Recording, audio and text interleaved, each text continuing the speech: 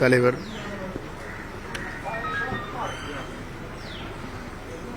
திருமதி பிரேமலதா விஜயகாந்துடைய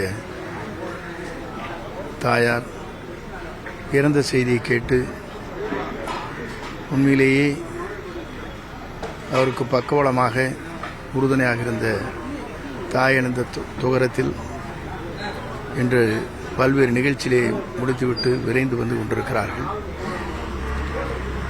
பொதுவாக ஒரு தாய் என்பது ஒவ்வொரு இல்லங்களிலும் ஒவ்வொருவரும் நேசிக்கக்கூடியவர், நம்மை வளர்க்கக்கூடிய அந்த தாய் இன்று நம்மிடத்திலே இல்லை என்றாலும் அவருடைய குடும்பத்தாருக்கு என்னுடைய ஆழ்ந்த இரங்கலை தெரிவித்துக் கொள்வதோடு அவர் ஆத்மா எல்லாம் வல்ல இறைவனை சேர்ந்து வேண்டும் என்று என்னுடைய இரங்கலை தெரிவித்துக் கொள்கிறேன்.